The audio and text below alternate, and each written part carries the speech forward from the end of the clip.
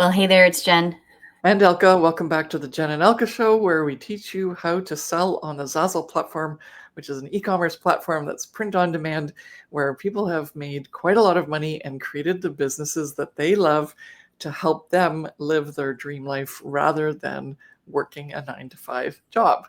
Okay, and in this segment, we're going to show you how to design a photo collage pillow to sell on Zazzle.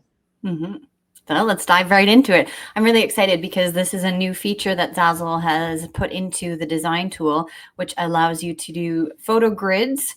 There are also frames and there's also shapes. We're going to do multiple different videos to explain those different options for you, to explain exactly how to utilize each one of those. But today we're speaking about the grids, particularly on Zazzle. So I'm going to go to Zazzle.com. If you don't know what Zazzle is, it is a print-on-demand platform that you can open up a store and post products for sale and earn royalties. And you obviously have to be logged in and have an account, but we're going to be on Zazzle.com. You're going to go to create your own, and then you're going to go to the create your own button here. It's going to allow you to choose from over 1,500 different product types and styles. So you can definitely choose which product you want to post on and start designing. For the purposes of this tutorial, because we are doing a photo collage and a grid, we chose a pillow. So all you have to do is just search in pillow here, or you can go to the categories in home and living, and the options for the different pillow types pop up here. I've selected just the normal 16 by 16 pillow because I wanted to make sure that the photo collage, because they are in a grid and more like a square format, it seems to fit really nicely on this pillow. So we're going to go into the edit in the design tool. And what will happen now is, if you don't know where the frames are or the grids are, in the element section, you might be familiar with the shapes options that were there previously. Now there's a whole bunch of other things that you can play around with. And like I mentioned, we will do some videos on all of these other things at a later time. So you can go back and watch each individual video for frames and the shapes. But today we're talking about grids. There's a selection of grids here for you to choose from, but you can also click on view all, and there's a whole bunch for you to choose from multiple different shapes and sizes and different positions, rectangular size photo grids. And then you also got square shaped ones, you got portrait shaped ones. There's a whole bunch here. So I have actually pre-selected one that works with the photos that I'm going to be working with, because obviously the photos that you're inputting into the grid need to actually fit the shape, so that it doesn't look weird or wonky. You want to have the proper portrait sized photo for a portrait sized template in this grid, and or a landscape sized photo for the landscape type version of the grid photo placement. Okay. So I'm going to go into my layers here, and I've chosen this grid option here, which I think fits quite nicely. I like the look of it here on the pillow when I see it like this. So I'm going to have one big portrait size photo here, and then I'm going to have two smaller size portraits photos on the side. And I've chosen my photos that I want to put in already. I'm just unhiding them from my layers option here. But if you want to upload your own photos, you just click on the upload button there, and you can choose photos from your computer. What will happen is that once you upload a photo or put it onto your design tool layers, it's not going to be put into the frame or the grid yet. What you have to do is drag and drop it, and then you can select it. I'm holding down my mouse button here so I can move from one position to another. And I quite like that picture to be in the larger area here. With the frames and the grids, it kind of like just places it as is and would fit it to the size of your photo and the size of the actual grid position. If I wanted to adjust this or to make it larger or bigger, unfortunately, it doesn't give you the option to crop the photo when you're inside the grid. If I double click on here, what you can do is you can resize it right here, right? It allows you to zoom in. So what happens is it's cropping it more so inside the frame.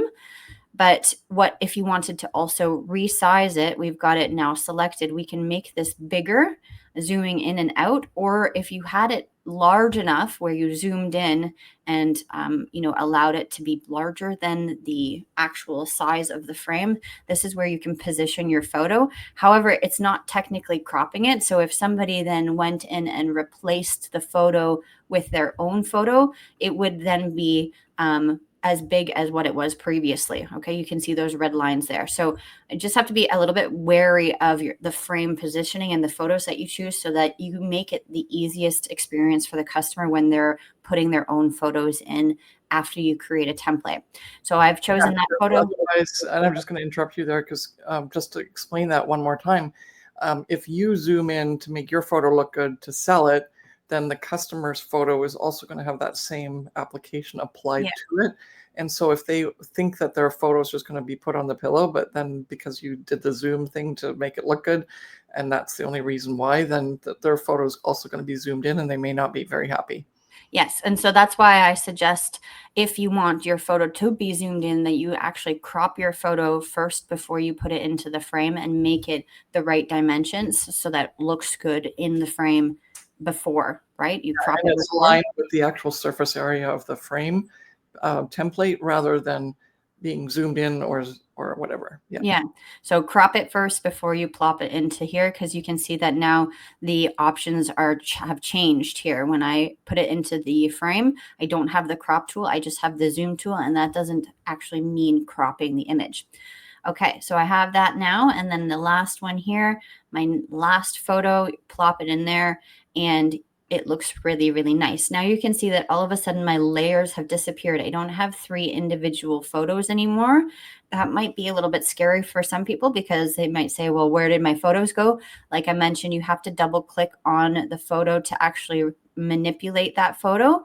The one thing that I want to see and also understand is, how do you get the photo out of the grid? Because now that we've placed it in here, there's no way that I can like take it out or unsnap it from the grid, unfortunately. So when you put a photo in, if you've decided to change that photo, you actually have to, on your keyboard or here, like cut this image out, right? Oh, reload the page, continue to try again. You can use these tools here, but what you need to do is actually use it on your keyboard where you click the delete button, because there's no way for you to actually unsnap it. Like when you're in Canva, you can actually remove it, like right click on the image and say, okay, remove from the grid. It's doing it. Well, here I double clicked on the image, but and then I delete. Okay. Good. Yeah. Well, it deleted the whole grid. Oh, I see. Okay. Yeah. So there's no way to delete the photo unless you double click on the photo and then hit the delete button on your keyboard. Okay. So then now if I wanted to, so say that again so that everyone remembers, because it's 6 minutes in, most people have left.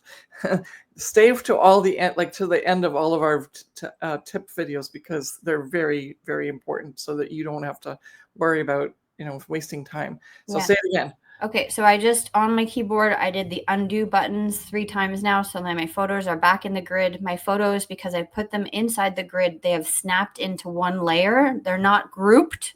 Grouping is a different thing. It's inside the grid. So I can't do anything with my photos unless I double click on them. It has certain parameters. I can do filters and I can adjust the image in terms of zooming in, but I can't do anything else where we're positioning it in a certain specific way. I'm kind of locked in here.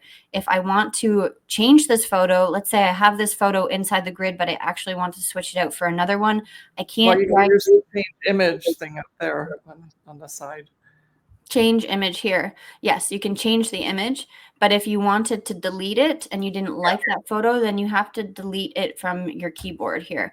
And then you can actually have that certain space selected, and then you can say add image and it'll pop up with your uploads, or you can upload an image that you already had on your layers and then drag and drop it in. Okay, there's 2 different ways. So you can drag and drop, and or you can upload by having that grid space selected. Okay, here is kind of a fun thing too, because you can change the grid spacing. So having the spacing in between the different photos larger or smaller, You can play around with that. I would suggest kind of keeping it to the basics for now, and then you can play around with things, but it's kind of like the spacing between the photos. Okay.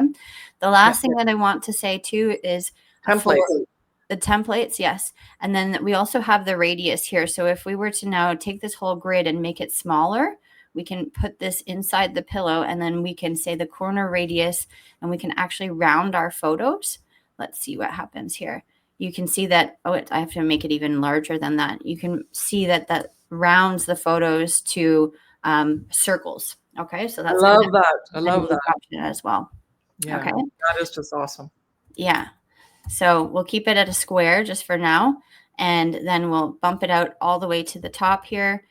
The one thing too is that now I have the photos selected, and each photo individually, because you might be thinking, well, since it's inside the grid and it's a photo collage, it automatically becomes a template, but that's not true. You need to double click on each photo individually and scroll down to the bottom like you would do normally with a photo template and say, make this a template object.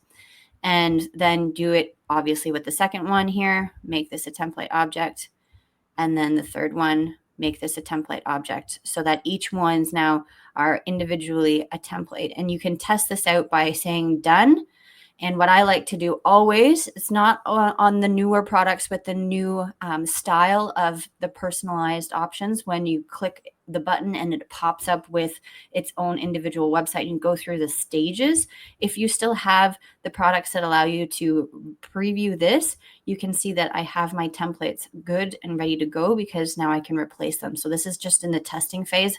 I always like to do that before I post the product for sale. Now, if we go back into the personalized design in the design tool, let's say we wanted to have these pictures on the front and the back. For whatever reason, we want each photo to show on both sides. What I can do is go into my layers and copy this grid. So go edit and copy, and then I go to the back, and then I do edit and paste. And then that means that when I go onto the done button here in the preview, my pillow front and back have the same photos. And then when I personalize it, it still only has those 3 templates, because each side will be changed equally. So if I replace this one image, it will replace this image on the front and the image on the back with the same photo. Okay. And then there you go. And then all you have to do is press sell it, fill in all the details, which we're not going to do in this video, but then post it for sale, and you get to sell it on Zazzle. Yeah.